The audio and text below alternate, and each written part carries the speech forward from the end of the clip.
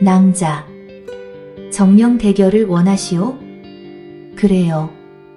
지나가다 우연히 들른 이 잔칫집에서 낭자라 홀대하지 않고 따뜻하게 맞아주신 데 대한 보답은 해야 하지 않나요? 이민호가 말을 이었다. 그렇다면 좋소. 먼저 손을 쓰시오.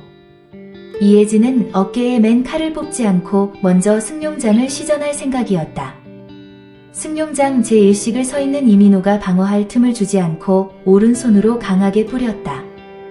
이민호는 갑작스런 장풍의 공격이 의외였으나 신속한 경공으로 옆으로 두 서너 발짝 피하며 앞으로 날아올라 이혜진의 가슴을 찌르는가 하더니 빠르게 초식을 받고 칼을 위로 들어 올려 이혜진의 목을 겨냥하고 내리쳤다. 이혜진이 뒤로 몸을 굽힘과 동시 두 바퀴 회전하여 착지하자마자 승용장 제2식을 7할의 공력으로 이민호의 가슴을 향해 내뿜었다. 이민호는 어기충천의 경공으로 발을 힘껏 박차 높이 뛰어올라 이혜진의 장풍을 피했다. 그러나 낙하하는 이민호를 향해 이혜진은 연속해서 승용장 제3식, 4식을 시전하니 이민호가 허공에서 빠르게 옆으로 움직여 이를 피했으나 이혜진의 장풍이 조금 빨랐다. 이민호의 왼팔이 장풍에 맞았다. 이민호는 땅에 착지하자 몸을 휘청거리며 왼팔을 칼을 든 오른손으로 움켜쥐었다. 그러나 이대로 있다간 패할 것은 뻔한 일이었다. 이민호는 왼팔에 엄청난 통증을 잠시 잊고 달을 가슴에 품듯 원을 그리며 칼을 펼쳐 이혜진을 연속하여 공격했다. 이 무서운 기세에 이혜진은 어깨에 맨 칼을 뽑아 들고 이민호의 공격을 건풍으로 막아내며 검광과 건풍의 향연을 시전했다. 휘황한 검광이 칼에서 뻗어나오고 이어 장풍이 칼을 타고 뿜어나오니 이혜진의 몸은 어느새 그 광풍의 회오리에 가려 보이지 않게 되고 이민호의 머리 위를 날아올라 반대 방향으로 착지하는 순간 이민호의 칼은 하늘 높이 날아가 버렸다. 이를 보고도 믿기지 않는다는 듯 이금천 하객들 모두 경악을 금치 못하고 벌린 입을 다물지 못하고 있었다. 그들로서는 난생 처음 보는 절세의 무공을 보는 듯 했다. 화려했고 또한 우아했다. 그러나 이도제만은 이 황홀한 광경에 놀라기는 마찬가지였으나 곧 평정심을 되찾고 침착하게 이혜진을 쳐다보고 고개를 갸우뚱했다. 이혜진이 이민호에게 가볍게 목례를 했다. 이민호도 따라서 목례를 했으나 조금 전의 상황을 사실로 받아들이는 데는 약간의 시간이 필요했다.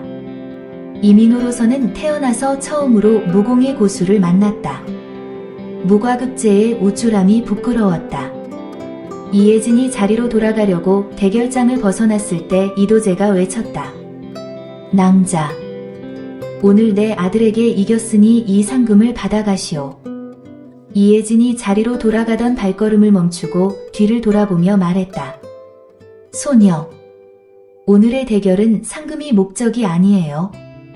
강호의 큰 경험을 쌓게 해주신 데 대하여 오히려 감사를 드려야 하는 거려. 잠시나마 즐거웠고 음식도 아주 맛나게 먹었답니다. 이만 물러갈래요. 라고 말하며 이혜진이 잔치마당에서 대문 쪽으로 걸어가자 이도제가 이러한 이혜진을 다시 불러세웠다. 낭자, 잠깐만 기다리시오. 왜이죠? 그러면 내가 서운하오. 정 그러시다면 언제라도 이 은화가 필요할 때 가져가시기 바라오. 고맙군요. 그렇게 하지요. 고맙소. 내 오늘 낭자의 절세의 무공을 보고 무공의 신세계에 눈을 떴소이다. 그 보답으로 낭자에게 보여드릴 게 있는데 한번 보시겠소?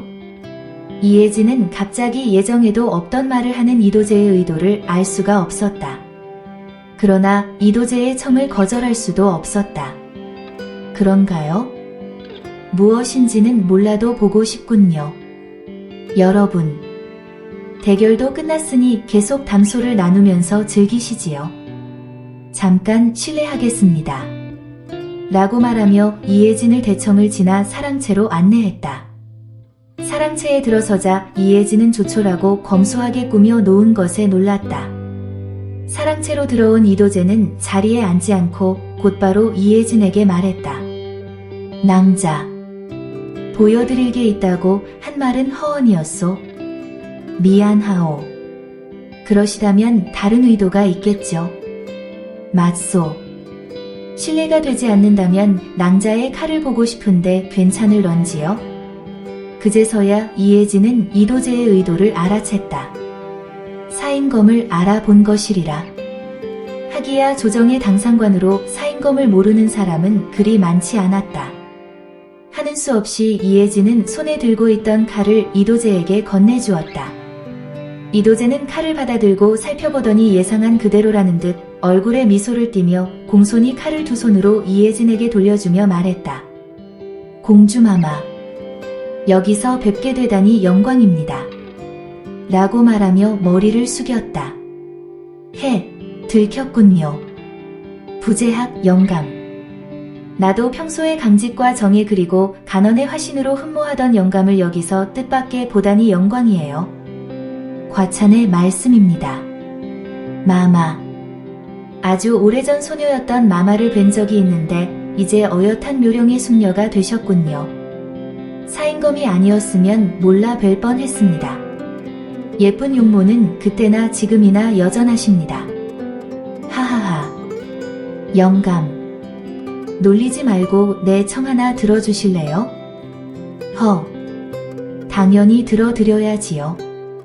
무엇인가요? 마마. 내가 공주라는 것은 영감과 나만 알고 있는 거예요. 이번이 처음 강호 유람인데 신분을 철저히 숨겨야 하거든요. 평범한 여자로서 진솔한 강호를 알아가기 위함이죠. 그냥 이 낭자라고 불러주세요. 들어줄 거죠? 마마. 여부가 있겠습니까? 이 나라 한 분뿐인 공주마마의 명인데 어찌 거역할 수가 있겠습니까? 염려 마세요. 고마워요. 오늘 아드님의 무과 급제를 다시 한번 축하드려요. 언젠가 궁에서 만날 수도 있겠네요. 무예도 출중하고 이 나라의 큰 기둥이 될 것이 분명해요. 일부러 아드님을 밖에 남겨두신 뜻을 알아요. 워낙 강직한 분이었으니 연줄로 출세하는 것을 원하지 않는다는 것이겠지요. 마마의 총명함에 탄복했습니다. 그런데 한 가지 궁금한 것이 있습니다만 말해주시겠습니까? 말씀해 보세요. 마마의 무공은 누구한테 전수받은 것인가요? 오늘 마마의 무공을 보고 한동안 넋을 잃고 바라보았으니 하는 말입니다. 나의 사부님은 선운문 함경직 문주예요. 아, 그러시군요. 무학의 종사이신 함사부의 명성은 익히 들어 알고 있습니다. 마마야말로 강호에서 그 누구도 범접할 수 없는 여협이라 할 만합니다. 자, 그럼 이만 밖으로 나가시죠. 이혜진과 이도재는 밖으로 나왔다. 그리고 여전히 잔치 분위기에 젖어있던 이금천에게 이혜진을 정식으로 소개했다. 여기 오늘 내 아들놈을 이긴 낭자는 선운문 함사부의 제자인 이혜진 여협이시오. 서로 인사를 나누시길 바라오.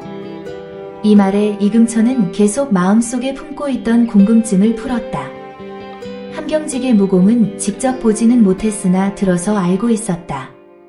오늘 이혜진이 시전한 무공은 들은 바대로의 것이었으나 젊은 낭자가 구사하고 있어서 반신반의하고 있었던 것인데 이도재의 말을 듣고 확연히 깨달았다.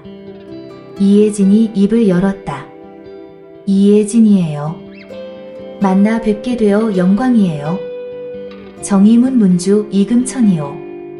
과연 말로만 듣던 함사부의 무공을 이렇게 접하게 되어 노부가 눈호강을 하였소. 옆에서 이들의 말을 듣고 있던 이민호가 나섰다. 이 낭자, 이민호라 하오. 오늘 나에게 세상은 넓고 무공의 길은 끝이 없다는 것을 일깨워 주어 고맙소. 지금까지 우물 안개구리로 살아온 것 같소이다. 아이, 무슨 말씀을 그리 하세요? 이 공자의 무공에 절로 탄복하고 있어요. 무과 급제를 축하해요. 머지않아 한양에서 볼 날이 있을 거예요. 세월은 흘러 벌써 5년 전의 일이 되었다. 이민호와는 딱 한 번 요화당에서 만난 적이 있었다. 이혜진은 무과 급제자의 임명 시기에 부왕에게 이민호와의 인연을 얘기하며 그의 출중한 무예와 사람됨은 앞으로 나라의 동량이 될 제목감이라 언급했다. 이것뿐이었다. 부왕은 단 하나뿐인 딸을 무척이나 총애했고 귀여워했다. 의명공주의 마른 도리에 어긋나지 않는 한 들어주었다. 그렇다고 의명공주가 응석바지는 결코 아니었다. 어렸을 때부터 총명했고 사리분별이 분명했다. 그렇기에 부왕은 의명공주의 바람대로 무예를 익히게 해주었고 강호를 마음대로 유람하도록 허락한 것이었다. 다음날 부왕은 이민호를 훈련도감 종사관으로 임명했다. 그리고 며칠 후 요화당 김상궁이 이혜진에게 고했다. 마마, 내금이 유군관이 뵙고자 합니다. 유군관이 무슨 일로? 드릴 말씀이 있다고 합니다. 그래? 들라하게. 유군관은 들어오세요. 유군관이 방문을 열고 들어와 이혜진에게 머리 숙여 예를 표했다. 공주마마를 뵈옵니다. 앉으세요. 할 말이 뭔가요? 훈련도감 이민호 종사관이 마마를 뵙고자 청합니다. 어찌할까요? 이 종사관은 지금 어디에 있나요? 홍화문 밖에서 하회를 기다리고 있습니다. 그래요? 유군관은 바로 나가서 이 종사관을 옥천교로 데려오도록 해요. 마마, 알았습니다. 유군관이 물러가고 이혜진은 김상궁에게 말했다. 옥천교로 행차할 것이네. 차비를 차리게. 마마, 이곳이 아닌 옥천교에서 만나야 할 이유가 있으십니까? 이 종사관을 놀려주고 싶어서네. 예. 이 종사관을 아십니까? 이따 보면 알 것이네. 말하며 이혜진이 환하게 웃었다. 홍화문을 들어서면 바로 보이는 옥천교. 다리 아래에 옥류천에 물이 흐르고 있었다. 이혜진은 옥천교에 서서 명정문 쪽의 개울물을 바라보고 있었다. 이윽고 유군관이 이민호를 대동하고 옥천교에 이르러 등을 돌리고 서 있는 이혜진에게 고했다. 마마, 이민호 종사관 대령입니다. 이혜진은 개울물을 바라본 채 말했다. 알았어요. 유군관은 이만 물러가도록 해요. 유군관이 물러가자 이민호가 입을 열었다. 공주마마. 소직 훈련도감 종사관 이민호 마마에게 문안 인사 올립니다. 나를 보자고 했나요? 그렇습니다. 마마. 무슨 일로요? 마마에게 사례의 말씀을 드리고자 함입니다. 사례라고 하였나요? 예, 마마. 소직은 무과에 급제하여 며칠 전 임명되었습니다. 훈련대장 영감께 신고식을 하러 간 자리에서 공주마마의 적극적인 청거로 전학계 없어 소직을 함경도나 평안도가 아닌 중앙군의 핵심이라 할 수 있는 훈련도감 종사관으로 임명하셨다는 말을 듣게 되었습니다. 소관과 일면식도 없으신 공주마마께서 소관을 청거해 주심에 감사의 말씀을 올리려고 뵙기를 청한 것입니다. 그랬군요. 그치만 사례라니 당치 않아요. 무예나 인품으로 보아 그에 걸맞는 자리에 임명되었으니 제대로 된 전하의 고신이라 여겨요. 마마, 감사합니다. 또한 전하의 성은에 감읍할 따름입니다. 소직 신명을 다 바쳐 나라를 위해 헌신하겠습니다. 그래야지요. 그런데 이 종사관, 이도재 영감은 강령하신가요? 예. 마마께서 소직의 부친을 아십니까? 이 말에 의명공주는 웃으며 대답했다.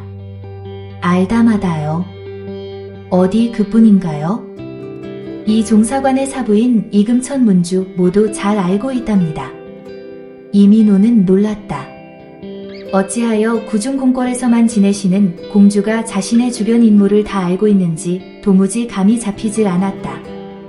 부친은 그렇다 치더라도 사부님의 이름까지 알고 있다니 이걸 어떻게 받아들여야 할지 몰랐다. 이런 생각에 머리가 혼란스러워 빤히 이혜진의 뒷모습만 바라보고 있었다. 이혜진이 천천히 몸을 돌려 이민호를 쳐다보았다. 이 종사관, 나를 잊었다 하진 않겠지요? 미소 지으며 자기를 바라보는 이혜진을 보자 이민호는 이게 도대체 어찌된 영문인지 몰라 당황했다. 자신 앞에 서서 웃고 있는 공주는 바로 이혜진 낭자였다. 이혜진 낭자. 낭자가 바로 공주마마? 그래요. 강호 유람차 황해도로 가던 중 우연히 들른 잔치집에서 이 종사관의 부친과 인연을 맺은 이혜진이에요. 그 당시 이도재 영감은 나의 칼인사인검을 보고 대뜸 공주라는 것을 알아보았지요. 그래서 사랑채에서 단둘이 얘기를 나눈 것이고요. 이 종사관에게 귀띔을 하지 않은 것은 앞으로 있을 무관 인사에 공주의 개입을 원치 않아서였지요. 그날 그런 일이 있었군요. 부친의 성격상 당연히 그랬을 것입니다. 이렇게 이 낭자아니 공주마마를 다시 뵙게 되다니 소직 영광이옵니다. 됐고요. 그러니 이번 인사에 정실이 개입되었다고 생각하지 말고 성심성의껏 전하를 위해 맡은 바 직무를 다 하길 바라요. 예. 마마. 명심하겠습니다.